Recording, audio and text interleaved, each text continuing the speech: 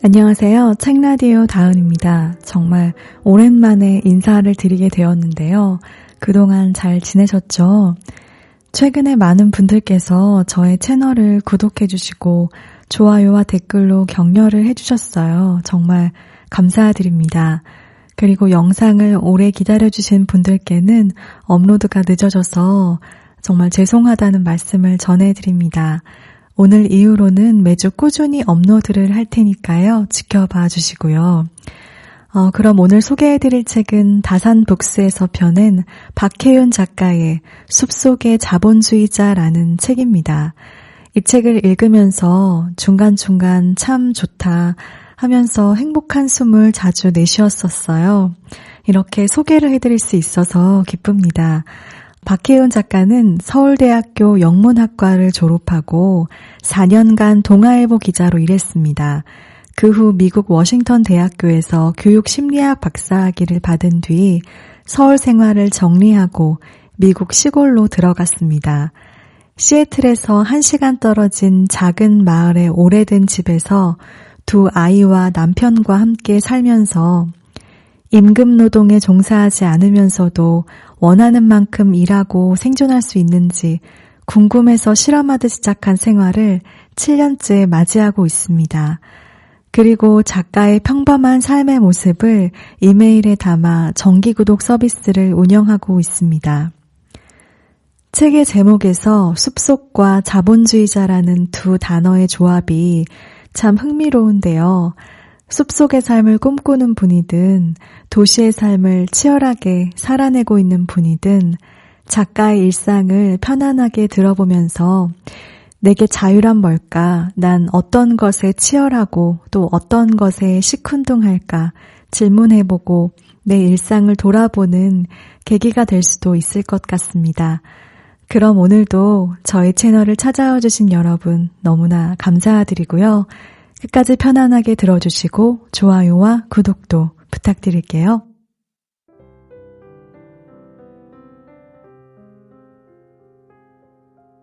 골수를 맛보는 삶. 이상한 나라의 앨리스에는 덜 유명한 후속작이 하나 있다. 바로 거울 나라의 앨리스다. 역시 수수께끼로 가득한 이 작품에는 붉은 여왕이라는 새로운 인물이 등장하는데 그녀는 아무리 오래 달려도 지치지 않는다. 영문도 모르고 헐떡이며 함께 달리던 앨리스는 잠시 멈춘 순간 어딘가 이상한 점을 발견한다. 붉은 여왕도 그녀의 신하들도 끊임없이 달리고 있지만 제자리에서 한 걸음도 나아가지 못했던 것이다. 여왕이 그 비밀을 알려준다. 여기서는 말이야. 같은 자리에 있고 싶으면 있는 힘껏 달려야 하는 거야. 아무리 둘러봐도 열심히 살지 않는 사람이 없다. 큰 재산이나 명성을 노리는 것도 아닌데 말이다. 그런데 하루 종일 노력하고도 자리에 누워 오늘은 만족스러웠다고 느끼는 사람도 좀처럼 없다. 그러면 이상한 마음의 상태에 빠지기도 한다. 죽도록 열심히 살면서도 어차피 안 돼라는 은밀한 포기를 하게 된다. 있는 힘껏 달리면서도 그 마음에는 희망이 아니라 체념이 자리 잡는다. 다들 이렇게 사는 거야. 어쩔 수 없어. 이런 이상한 포기 상태에서 탈출하고 싶다면 어떻게 해야 할까? 붉은 여왕은 말한다. 이곳에서 어디로 가려면 최선보다 2배는 빨리 뛰어야 해. 많은 사람들이 실제로 조금씩 더 빨리 달릴 방법을 찾는다. 잠을 줄여보고 점심시간을 쪼개보고 출퇴근 시간도 활용한다. 그러나 열심히 사는 것과 의미 있게 사는 것은 다르다. 소로의 월든에서 내가 가장 사랑하는 대목이다. 나는 삶의 깊은 곳까지 내려가 삶이라는 녀석의 골수를 전부 빨아먹고 싶다. 스파르타인처럼 굳건하게 삶을 살아내어 삶이 아닌 것들을 전부 깨부수고 기다란 낯을 넓게 휘둘러 삶이란 것을 바짝 깎아내고 삶이 도망가지 못하도록 구석으로 몰아 더 이상 줄어들 수 없을 만큼 작은 핵심만 남도록. 삶의 정수를 걸러내려면 숲속에 오두막을 지으란 이야기가 아니다. 소로가 월든에 간 이유는 어떤 삶에도 적용할 수 있다. 그는 인생을 남김없이 맛보고 싶었다. 그 어떤 경험도 감정도 철저히 자신의 것으로 만들고 싶었다. 그 모든 것이 삶이기에 성공이냐 실패냐는 중요하지 않았다. 그것이 삶의 골수를 빼먹는 그만의 방식이었고 그의 삶에 의미를 만들어 주었다. 나도 내 삶의 골수를 맛보고 싶었다. 나만의 의미와 이야기를 발견하고 싶었다. 그러나 나 자신의 나다움이 무엇인지 아는 것은 꽤나 공이 드는 작업이다. 그런 삶의 독특성, 의미, 재미를 주목하고 찾아낼 사람은 우주에 나 한 사람밖에 없다. 섬세하고 주의 깊게, 너그럽게 천천히 들여다봐야만 보인다. 내게 시골은 이런 생각에 마음껏 빠져있을 만한 넉넉한 공간과 시간, 그리고 적은 생활비를 의미했다. 내가 시골 생활에서 사랑하는 것은 넓은 땅을 대체로 놀리면서 받는 가슴이 확 트이는 느낌이다. 텃밭도 가꾸고 숲의 생태를 공부하면서 원주민들이 채취했던 식물들을 먹기도 했지만 큰 농사를 벌이거나 동물을 기르지 않았다. 야생의 집이 침범당하지 않을 정도만 최소한의 관리를 하며 조용히 고립을 즐긴다. 새삼스럽게 이웃들과 교류하며 일을 벌이지도 않고 가족들과 시시콜콜한 이야기를 주고받거나 몽상에 빠지거나 그때그때 스스로의 욕망에 항복하며 삶의 재미를 느낀다. 이렇게 살아도 되나? 잘 모르겠다. 그렇게 살고 있을 뿐이다. 신기하게도 이런 생활을 계속할수록 나는 깨닫는다. 이토록 외진 곳에서 살아도 사회와 나는 깊이 연결되어 있으며 이런 자유를 누리는 일 역시 자본주의 하에서 가능하다는 것을. 숲속에서 내가 뼛속까지 자본주의자라는 사실을 깨달은 셈이다. 나에게 소중한 것이 무엇인지 정확하게 알고 있다면 자본주의는 내 멋대로 살아가기에 가장 좋은 제도다. 어디에 있든 어떤 방식으로 살든 나만의 방식으로 삶을 음미하는 법에 대해 말하고 싶었다. 모두가 자신의 일상이 갖고 있는 위대함을 남김없이 캐내어 봤으면 했다. 우리에게는 생각보다 많은 자유가 있다. 어차피 사는 건 이런 거야. 그런 포기만큼은 내 삶에서 절대 용납하지 않겠다는 것이 바로 인생의 골수를 남김없이 먹겠다는 소로의 말에 담긴 의미일 것이다. 그렇게 내 삶이 성공과 실패로 평가되는 것이 아니라 내 것이 되고 나만의 이야기, 나만의 의미, 나만의 배움이 된다. 그 삶을 예민한 시선으로 발견해내는 방법을 이 책에 담아봤다. 세상에서 제일 게으른 농사꾼. 우리 가족에게 여름은 야생 블루베리를 따는 계절이다. 그 중에서도 8월, 9월 두 달은 틈날 때마다 따도 도무지 다 딸 수 없을 정도로 많은 블랙베리가 열린다. 집 주변을 뒤덮은 야트막한 블랙베리 나무들에는 제법 잔가지가 있어 여름 내내 온 가족의 팔다리와 손에 상처가 가시질 않는다. 냉동실을 완전히 비우고 베리로만 채우면 최소 반년 넘게 모두 하루 한 컵씩 먹을 수 있다. 좀 더 열심히 땄다면 1년어치도 충분할 것이다. 그렇지만 심심할 때만 딴다. 재미있다고 느껴질 때까지만. 이런 마음을 먹을 수 있는 것도 내가 직접 심고 가꾸지 않아서다. 어차피 거저 얻은 거니까 마음이 너그러워진다. 내가 직접 농사 지은 것이었다면 돈을 떠나서 길을 쓰고 수확하고 수확량에도 엄청나게 신경 썼을 것이다. 얼려둔 베리를 먹는 동안에는 마트에서 과일을 사지 않는다. 맛은 무척 단단하다. 마트 과일처럼 무작정 달지 않다. 따는 장소나 시기에 따라서 맛이 달라진다. 자라난 흙과 공기와 햇살이 블랙베리만의 방식으로 표현된 것 같다. 이렇게 야생에서 채취한 식물과 과일은 맛이 있거나 없다고 말할 수 없다. 단지 내가 서 있는 이 땅과 공기와 물과 이 작물이 보낸 시간의 맛을 갖고 있을 뿐이다.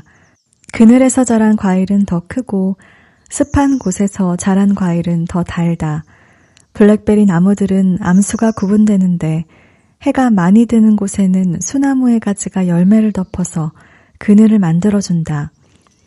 이렇게 블랙베리를 따먹으면서 그 열매를 생산한 하늘과 땅을 찬찬히 보고 있으면 내가 맛을 보는 게 아니라 자연 속에 녹아드는 것 같다. 이 블랙베리가 가득한 곳은 미국 워싱턴주 시애틀 근교의 시골이다. 처음 이사 올 때만 해도 우리가 꿈꿨던 것은 작고 소박하지만 그림 같은 농가주택과 유기농 농장과 아름다운 정원과 염소 2마리, 닭 10마리가 아기자기 어울려 노는 풍경이었다. 현재 우리가 살고 있는 집은 이동식 조립주택이다. 튼튼하지만 부동산으로서의 가치가 없어서 주택보험 가입도 거절당했다. 그렇다고 주변 집들보다 싸게 산 건 아니다. 집은 한없이 초라하지만 숲과 실개천이 있을 정도로 부지가 넓다. 원래 이 땅은 이동주택을 철거하고 숲을 깎아서 주택단지를 만들 예정이었다. 투자 과정에서 자금이 막힌 전 주인이 울며 겨자 먹기로 사업을 중단하고 포기한 땅을 우리가 산 것이다. 이런 훌륭한 환경 보호라니 자랑스러운 마음으로 이 땅을 샀다. 물론 그런 멋진 철학을 실천하려던 것은 아니고 마음에 드는 곳을 골랐더니 우연히 그렇게 된 것뿐이다. 이렇게 넓은 땅을 우리가 가진 자금 안에서 구하려면 집이 허술한 건 받아들여야 했다. 우리 계획은 앞으로 돈을 열심히 벌어 진짜 집을 짓는 것이었다. 도시인과 직거래하는 유기농 농장을 만들어서 돈을 벌 생각이었다. 그래도 도시에서 가까운 땅을 찾았던 것이다. 지금 생각해도 정말 좋은 계획이다. 미국의 식품 산업은 최대한 저렴하게 생산해 칼로리만 집약적으로 높이는 방식을 기본으로 하기에 음식다운 음식은 프리미엄이 높다. 글루텐 프리, 채식주의, 로컬 음식 등은 미국에서는 정치적, 사회적 계급의 지표와도 같다. 음식을 인간이라는 기계의 연료 정도로만 취급하는 미국 문화에 대한 반작용이다. 우리가 사는 곳에서 가까운 대도시인 시애틀은 그런 반문화를 자신의 정체성으로 삼는 부자들이 많은 동네이기도 하다. 그래서 온갖 가축을 기르고 작물을 생산하는 농부들을 직접 만나 농사부터 판매 방법까지 배웠고 남편은 그런 유기농 농장에서 인턴으로 일하기도 했다. 나는 혹시 몰라 옷 만들기, 비누 만들기, 집 짓고 고치기까지 배웠다. 하지만 우리가 미처 계획에 넣지 못한 것은 우리 자신의 변화였다. 친환경적인 농사를 지어보자고 뜻을 모으고 그 다음 가축 도살까진 못해도 달걀이나 우유 정도는 직접 생산하자고 다짐했는데 농사 단계에서 깨달았다. 친환경적인 농사는 없다. 농사는 원래 환경 파괴를 기본으로 한다. 자연 상태라면 함께 존재해야 할 다양한 생물 개체들을 인간이 먹고 싶은 몇 가지로 줄이는 행위는 이미 부자연스럽다. 이런 깨달음을 얻게 된 건 사슴과 토끼와 두더지와 민달팽이 덕분이었다. 무엇을 심어도 재빠르게 초토화시키는 녀석들이었다. 나눠 먹을 수 있을 만큼 많이 심어도 소용이 없었다. 귀신같이 새순만 뜯어먹었기 때문에 어떤 작물도 충분히 자랄 기회를 얻지 못했다. 담을 치고 약을 뿌리고 철사로 망을 두르는 방법도 있었다. 이 방법을 포기한 건 환경오염 때문도 돈 때문도 아니었다. 증오심 때문이었다. 이 동물들에 대한 증오심은 세상에 태어나서 한 번도 느껴보지 못했던 무시무시한 감정이었다. 도시에서 나를 필요하게 만든 무례한 인간, 층간소음, 비열한 상사, 경제적 빈곤과는 비교도 할 수 없이 강렬한 절망감이었다.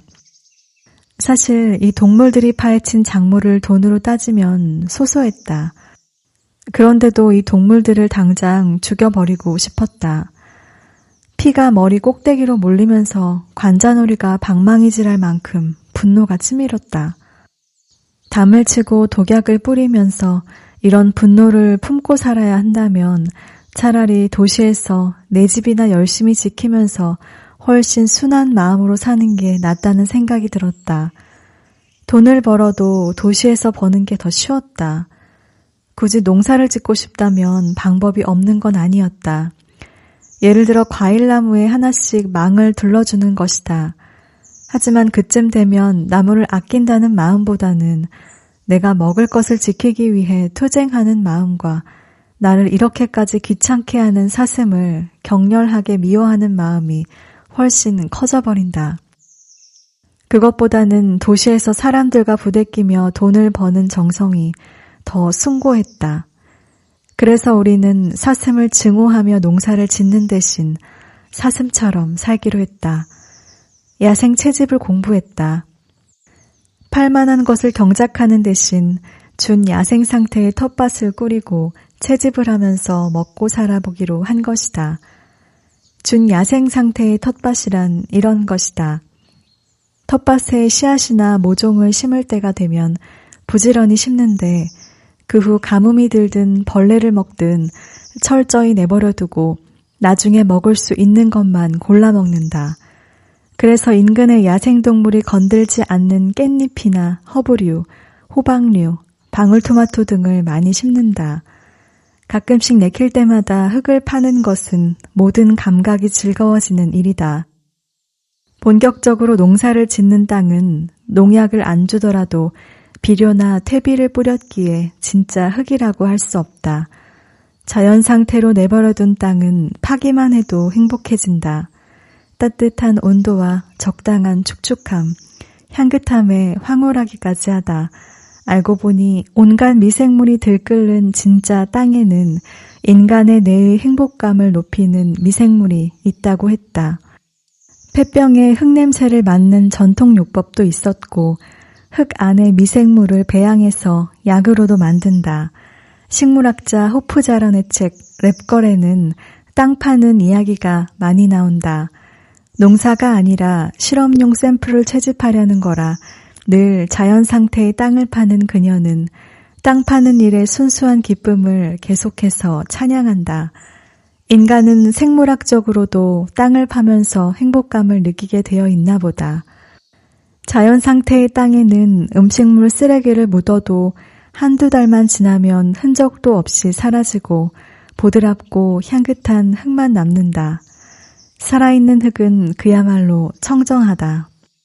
이렇게 이따금 흙을 만지며 놀고 또 때가 오면 사슴처럼 블랙베리를 딴다. 그런데 우리 부지를 뒤덮은 블랙베리 나무들은 미국 토종이 아니다. 유럽이나 아시아가 원산지인데 정원용으로 수입했던 나무가 담을 넘어 번식하더니 이제는 이 지역 전체를 뒤덮어 골치 아픈 잡초로 분류되었다. 원산지에서는 추운 겨울 날씨 때문에 개체수를 적당히 유지할 수 있는데 이곳은 겨울 기온이 온난하고 천적이 없어서 정말이지 불붙듯 퍼져나간다. 다들 약을 쓰고 농기계를 동원해가며 밀어버리기 바쁘다. 우리는 그 외에도 온갖 잡초들이 마음껏 우거지는 이곳에서 먹을 수 있는 것을 찾아 먹는다. 그렇게 7년째 해온 일이지만 블랙베리를 따는 일은 정말 어리석은 짓이다. 가시에 찔려 상처가 많이 나기도 하고 따고 씻고 얼리는 작업에 들이는 시간을 따지면 경제적 가치로는 최저시급에도 한참 미치지 못한다. 그렇지만 블랙베리를 따는 순간이야말로 내가 이 지구와 얼마나 강하게 연결되어 있는지, 내가 지구상 모든 생명체와 얼마나 가까이 맞닿아 있는 관계인지를 오감으로 느끼는 시간이기도 하다.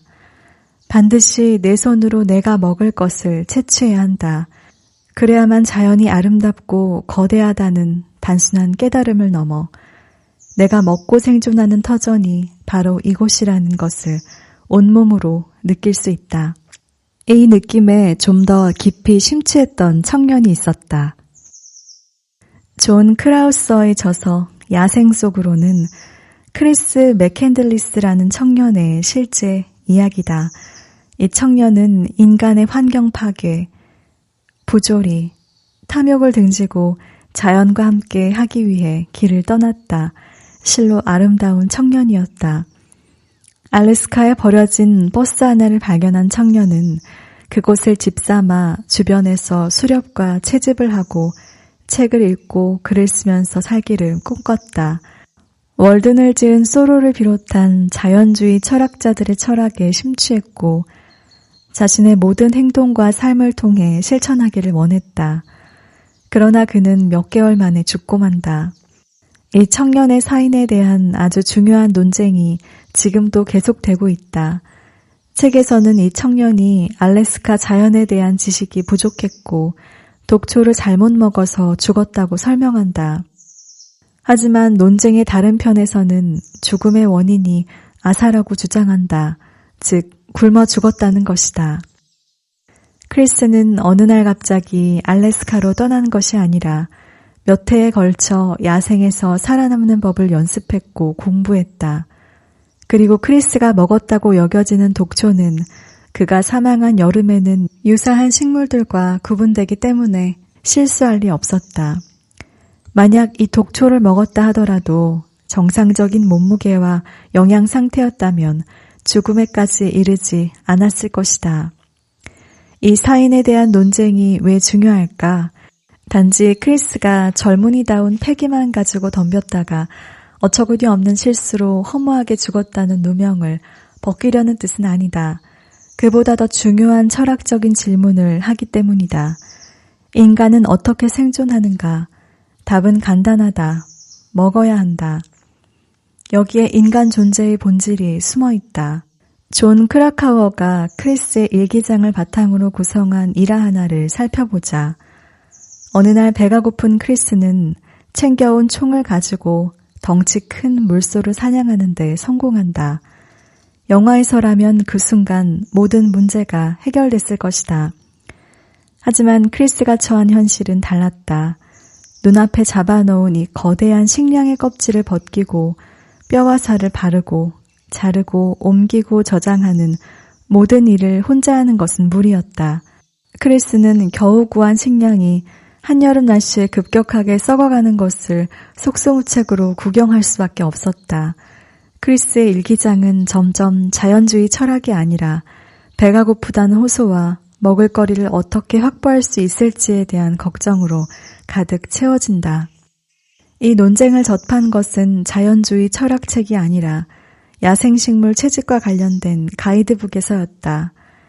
야생식물을 공부하면서 실제 채집에 나서는 사람들에게 자연은 잠시 휴식을 취하는 곳이 아니라 생존을 지탱해주는 먹을거리다. 그러나 자연의 먹거리에 대한 지식이 늘어날수록 인간은 혼자서 야생에서 생존할 수 있는 동물이 아니라는 것을 깨닫게 된다.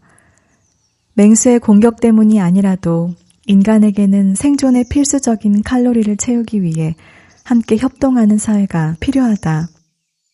우리가 블랙베리를 따는 시간에도 마찬가지다. 나라는 동물, 인간이 어떻게 군집생활로만 생존할 수 있는지, 그리고 그 군집생활은 자연에서 칼로리를 추출하는 공동의 가정이라는 뼈아픈 깨달음을 얻는다. 블랙베리를 따는 일의 의미는 그 열매가 몸에 좋고 맛이 좋아서가 아니라 우리가 딴 블랙베리의 양이 얼마나 초라한지 몸소 경험하는 데 있다. 블랙베리를 따고 있으면 주변 풀이 스르르 갈라지는 소리가 들린다. 극도로 긴장된다. 날아다니는 벌레, 기어다니는 벌레, 뱀, 토끼, 별게 다 튀어나온다. 그럴 때마다 심장이 쿵 떨어져 괴성을 지르며 블랙베리 바구니를 집어던지고 달아나곤 한다. 몇 번 그렇게 흙 묻은 블랙베리를 주워 모은 다음부터는 이제는 소리를 지르고 달아나더라도 바구니는 꼭 끌어안는다. 사슴을 미워해도 보고 사슴처럼 살아도 보며 깨달았다. 나는 사람이라서 살아있다. 야생 사슴의 평균 수명은 생물학적으로 가능한 것에 비해 엄청나게 짧다. 굶어 죽거나 잡아 먹히거나 사고를 당하기도 한다. 인간이 한때 그랬듯이 말이다. 나 역시 사슴처럼 순수하게 야생에서 나를 지키며 먹고 살아야 했다면 지금의 몇 배나 열심히 살고도 이미 오래전에 인생을 마감했을지도 모른다. 하지만 나는 마트에 갈 수 있다. 내 노동으로는 절대 거둘 수 없는 양과 질의 음식을 저렴한 가격에 살 수 있다. 굶주림과 천재지변을 두려워하던 과거의 인류가 모여 문명을 이루고 대량 생산을 발견한 덕이다. 그렇기에 무수히 많아진 인간들이 자연을 위해 해야 할 일은 도시에 살며 아파트에 거주하고 대량 생산으로 에너지 효율을 높인 식량을 먹는 것인지도 모른다. 햇볕이 조금도 들지 않는 공장에서 생산되는 샐러드 채소를 예로 들어보자. 이 채소를 땅에 심어서 키우려면 어마어마한 토착 생물들을 없애야 하고 값비싼 농기구를 사용해야 하며 엄청나게 넓은 경지를 필요로 한다. 아파트도 그렇다. 아파트에 살면 열 효율이 훨씬 높고 차량 운행이 줄어든다. 하지만 내가 꿈꾸던 것처럼 그림 같은 주택을 짓고 유기농 농장을 꾸리려면 야생동물을 막을 담을 세워야 한다. 그 담이 땅에서 썩지 않으려면 방부 처리를 해야 하는데 이 약물은 독극물이며 땅에 스며든다. 유기농 농장이 유기농 농장일 수 없게 된다. 그래서 방부 처리하지 않은 나무를 사용하려고 하면 몇 년마다 큰 비용과 힘을 들여 담을 갈아주어야 한다. 차라리 농사를 짓지 않는 게 경제적으로 이득일 정도다. 나는 여전히 즐겁게 야생 채집을 한다. 봄에는 블랙베리 나무의 새순과 야생 고사리와 쐐기풀을 대량 채집한다. 그리고 심심할 때마다 따먹는 야생 잡초들도 많다. 뿌리류도 많은데 뿌리는 땅을 파서 흙을 제거하는 과정이 실은 무척 힘들다. 그래서 이건 공부만 열심히 해놓기로 했다. 혹시 세상이 망하면 파먹어야지 생각하면서. 사슴을 미워하기 싫어 시작한 야생 채집은 내 삶을 의외의 방향으로 바꿔놓았다. 먼저 돈을 주고 음식을 사 먹을 때 비싸다는 생각이 안 든다. 뭐든 먹으면 내가 살겠다는 생각에 누구에게랄 것도 없이 고마운 마음만 든다. 유기농이나 고급 식재료만 숭배하고 불량식품, 가공식품, 패스트푸드, 공장제 식재료를 기피하던 마음도 없어졌다. 그런데도 나쁜 건 절대 안 먹겠다고 다짐하던 예전보다 이런 식품들을 먹는 일 자체가 크게 줄었다. 무언가를 미워하는 마음은 내가 그것과 얼마나 가까운지를 말해준다는 것도 그렇게 알게 됐다. 야생에서 자란 것을 맛보고 나면 아무리 흔한 농작물이라도 그 근본적인 맛이 궁금해진다. 건강을 챙기겠다는 등 굳이 사회적, 경제적 의미를 통하지 않고도 직접 그런 본연의 맛에 다가가고 싶은 호기심이 발동한다. 맛있음을 구하는 것이 아니라 본래의 맛, 자연이 만든 상태에서의 맛이 알고 싶어진다. 그 다음 기이한 효과가 발생한다.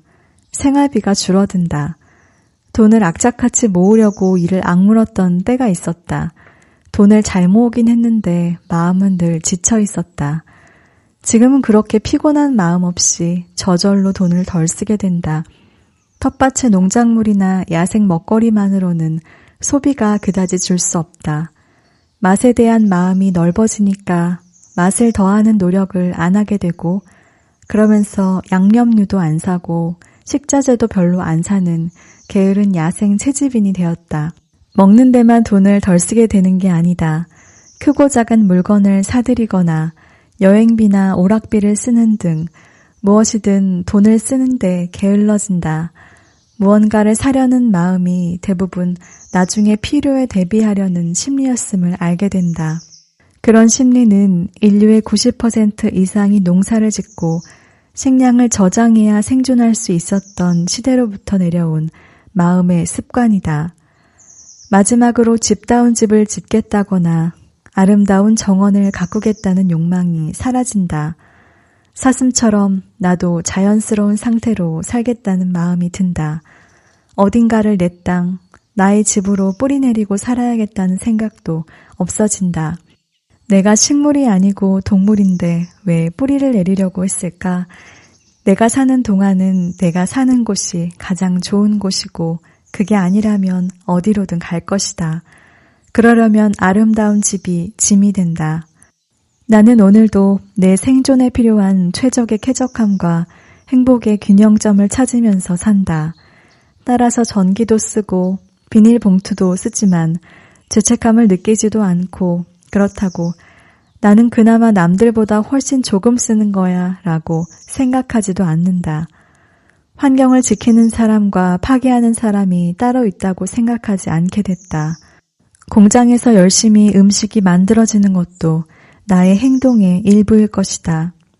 우리는 모두 연결되어 있으니까. 우리 모두의 행동이 합쳐져서 인간의 멸종을 부른다면 그것도 지구 전체에게는 더 좋은 일일지 모른다.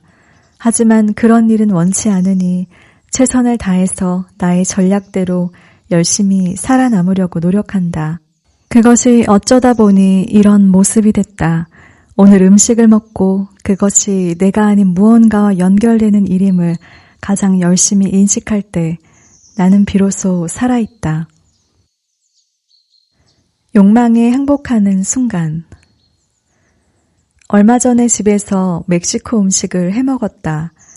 많이 공들인 건 아니고 미국에서 흔히 먹을 수 있는 대표적인 멕시칸 음식을 비슷하게 따라했다. 브리토 볼이라는 이 음식은 브리토의 재료인 병아리콩이나 사워크림, 갖은 채소와 고기 등을 또르띠아에 싸지 않고 그릇에 담아 비빔밥처럼 섞어 먹는 요리다. 집에서 요리를 할 때는 레시피를 찾아보고 식당에서 먹는 것과 비슷하게 만들려고 노력하는 사람이 많다. 나도 처음에는 그랬다. 하지만 집에서 음식을 자주 만들다 보니 대충 흉내만 내도 만족하게 됐다. 진짜 원하는 맛이 무엇인지를 알면 다른 부수적인 것들은 포기할 수 있다. 그냥 고기가 없으면 없는 대로, 고수가 없으면 없는 대로 해먹을 때도 많다. 그러니까 욕망에 행복하기 위해선 자신의 욕망이 어떤 건지를 알아가는 과정이 선행되어야 한다. 마음의 평화, 삶의 의미, 인생의 행복, 이런 것을 얻는데 방해가 되는 건 외부 환경의 열악함이 아니라 나 자신의 욕망일 뿐이라고 주장하는 대표적인 사고체계가 에피쿠로스의 쾌락주의와 불교 이론이다. 논리는 쉽다. 원하는 무언가를 얻는데 실패하면 불행하다. 애초에 원하는 게 없으면 실패하고 말고 할 게 없다는 것이다. 다른 말로 하자면 기대가 없으면 실망도 없다는 말. 그러니 개인이 지속적으로 평화로우려면 욕망을 줄이라는 이야기다. 오랫동안 나는 대체로 이런 철학에 맞게 살아왔다고 생각했다. 이런 철학을 접하기 훨씬 전인 꼬맹이 시절부터 원하는 게 없는 아이였다. 아이들이 캐릭터가 잔뜩 그려진 2단 필통에 스티커를 붙이고 예쁜 펜을 모을 때 나는 엄마가 억지로 사서 안긴 필통을 얌전히 버린 것을 들켜 엄마한테 된통 혼이 났다. 처음부터 난 필통 안 사줘도 돼 라고 말했는데 엄마는 학생이 필통이 없는 게 말이 돼? 라며 사줬던 것이다. 연필 2자루면 그만이었다. 물건만 그런 건 아니다. 이 나이가 되도록 밤잠을 잊게 하고 심장을 뛰게 하는 강렬한 꿈도 야심도 가져본 적이 없다. 이뤄지지 않는 꿈에 허덕이거나 사고 싶은 게 많은 사람들을 보면 은근히 안타까운 마음이 들었다. 하지만 오랫동안 원하던 물건을 마침내 구했다며 기뻐하는 사람부터 시작해 어떤 대상에게든 끈질긴 애정과 열정을 보여 결국 성취한 사람들을 보면 신기하고 부러운 마음이 들기도 했다. 이 이중적인 마음과 오래 함께 살아오면서 욕망을 줄이라는 철학에 의문을 품게 됐다. 도저히 부정할 수 없는 논리인 건 변함이 없는데도 어딘가 이상하다는 느낌을 오래도록 떨쳐버릴 수 없었다. 몇 가지 경험 때문이었다. 첫째, 나는 요구사항이나 불평불만도 없고 남들과 경쟁하지도 않는데 주변 사람들이 나를 공격하거나 불편해했다. 필통을 사달라고 조르는 아이보다 필통이 필요 없다는 내가 왜 더 야단을 맞고 미움을 받는지 의아했다. 기자로 일할 때 기자로서 자기 기사를 더 잘 보이게 하려고 되도록 넓은 지면을 요구해야 하는데도 나는 최대한 작게 혹은 아예 안 실려도 상관없다고 해서 혼이 난 적도 있다. 속으로 생각했다. 크게 실어달라는 사람들 기사도 다 못 실어줄 판인데 왜 저러지? 직장 밖에서도 마찬가지다. 내가 아이를 경쟁해서 멀찍이 떨어지게 하고 물건에 대한 소유 욕구를 줄이는 방향으로 키우는 것에 대해 생전 처음 보는 사람들까지 분개한다. 우리 아이들까지 같은 경쟁에 끼어들면 안 그래도 좁은 문이 조금이라도 더 좁아질 텐데 말이다. 둘째, 나 자신도 이상했다. 어린 나는 엄마가 사준 필통을 도대체 왜 버렸을까? 안 쓰면 그만인데 말이다. 극단적으로 물건을 버리는 건 고집이 아닐까? 스스로 이해가 안 됐다. 이런 행동은 어른이 된 다음에도 계속됐다. 집에 공간이 없는 것도 아닌데 굳이 남편과 힘들게 싸워가면서까지 물건을 버리려는 동기도 설명이 안 됐다. 셋째, 욕구와 욕망이 평균보다 좀 적은 삶을 살 뿐인데 내 주변과 마찰을 일으키게 되는 건 내가 그걸 떠들고 다녔기 때문일까? 그런 적 없는 것 같은데 그렇다면 나는 조용히 있는데 사람들이 유난히 평균과 다른 사람들을 민감하게 포착하는 걸까? 이것도 정말 그런지 의문이다.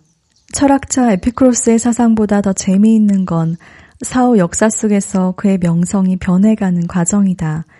그는 정치 권력도 탐하지 않고 시골에 살면서 마음이 맞는 친구들과 이야기를 나누고 소박한 음식을 즐기며 검소한 생활을 했고 질병의 고통을 당할 때는 이런 기쁨을 누렸음을 감사하며 견뎌냈다. 이런 삶이 진정한 쾌락이라고 했다. 욕망이 딱 그만큼이었으니 하지만 그는 살아있을 때부터 최소 몇백 년 동안 공격과 비난, 중상모략에 시달렸다. 쾌락주의 아이콘이 되어 방종한 섹스와 모절제한 생활을 한 결과 병에 걸려 죽은 사람으로 조롱당했다.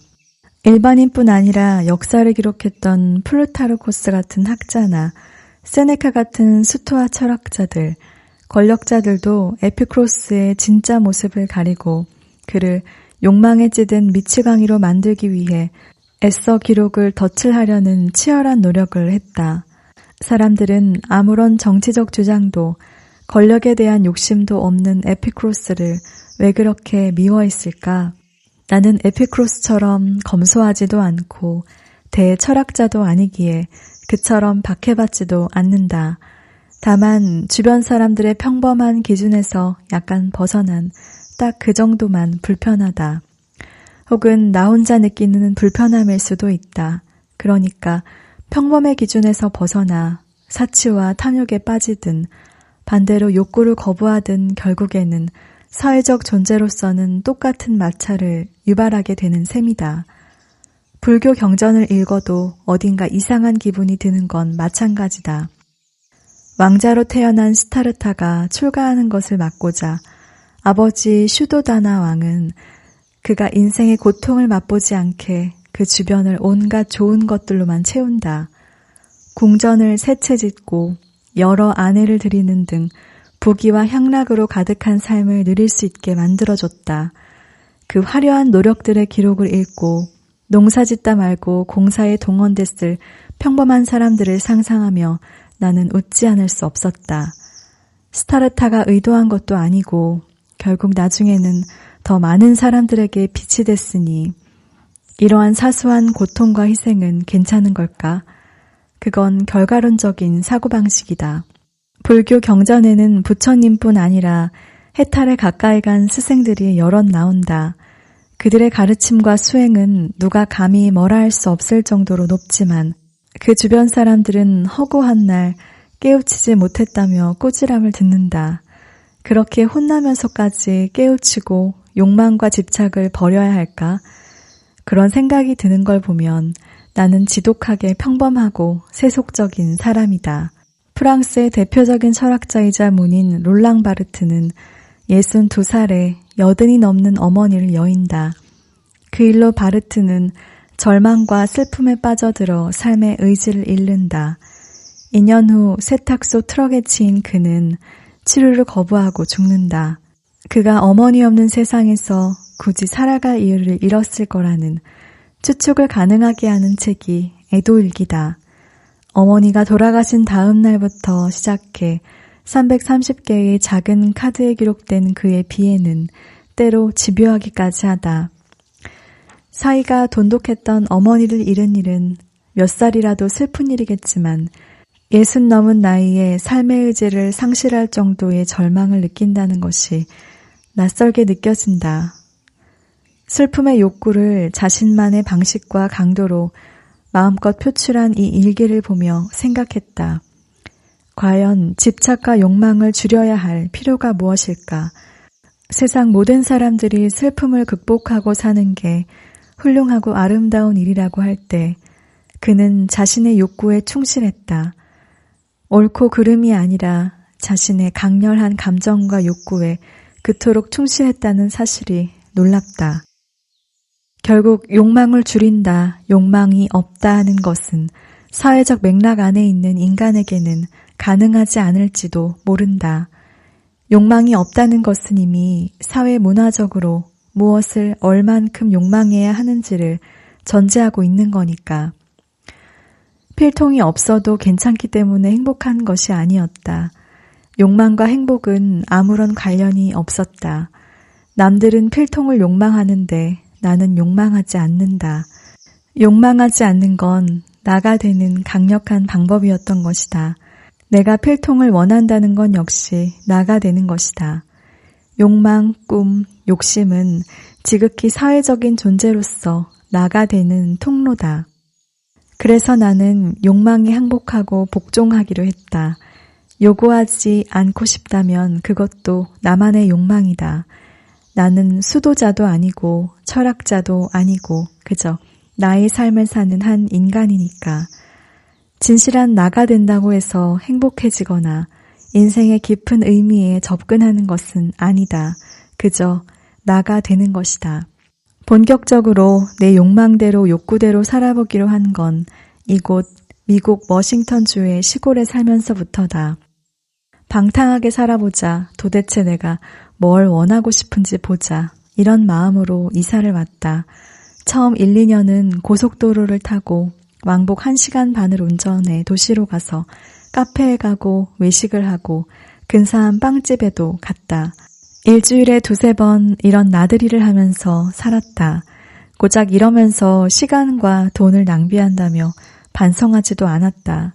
거기에도 지친 다음에는 땡볕에서 눈앞이 하얗게 될 때까지 딸기를 심고 다 합쳐서 몇백 그루나 되는 블루베리며 사과나무 묘목을 심고 식물을 채취하려 다니기도 했다.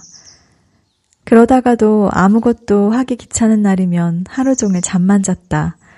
그러면서 내가 욕망이 없는 사람으로 태어난 게 아니라는 것을 알게 되었다. 남들이 갖는 필통이나 번듯한 직업, 멋진 소파나 텔레비전에 대한 욕망이 없는 것이 아니라 나 스스로 이해가 가지 않는 남들의 욕망으로부터 나를 지키고자 하는 욕망이 강했다. 막상 나에게서 시작된 욕망에는 그 누구 못지않게 충실했다. 어느 해 여름에는 젤라또에 꽂혀서 2달 내내 매일 먹었다. 쫀득함과 크림 함량이 가게마다 브랜드마다 어떻게 다른지 그 중에 내가 무엇을 가장 좋아하는지 꼼꼼히 음미했다. 갑자기 이탈리아 파스타 제조의 역사와 지방마다 다른 요리법의 전통에 대해 알고 싶어지면 그것도 밤을 새워 공부했다. 식당을 차리거나 나중에 글을 쓸 목적이 있는 게 아니라 그냥 알고 싶은 욕구에 충실한 것뿐이었다. 욕망을 줄이는 일이 나에게 불가능한 고행처럼 느껴지는 이유는 욕망이 바로 나 자신이기 때문이다. 에피쿠로스를 두려워하고 미워했던 사람들은 욕망을 마음껏 따르면 타락하고 남들에게 피해를 주게 되지 않을까 걱정했다. 하지만 적어도 우리의 욕망을 극대화시켜 거의 무한대의 소비를 부추기는 현대의 자본주의 사회에서는 나만의 고유한 욕망과 욕구를 정확하고 정밀하게 아는 것이 오히려 소비의 피곤을 줄여준다. 내가 진짜 원하는 게 아니라면 아무리 싸도 갖지 않는다. 아무리 사회적으로 칭송하는 가치라도 내가 원하지 않으면 추구하지 않는다. 넘쳐나는 지식 사이에서 내가 정말 궁금해서 알면 내게 기쁨을 주는 것만 파고든다. 그렇게 나의 욕망을 소중하게 탐구하다 보면 나와 다른 욕망을 가진 사람들에게도 점점 너그러워지는 나를 발견한다.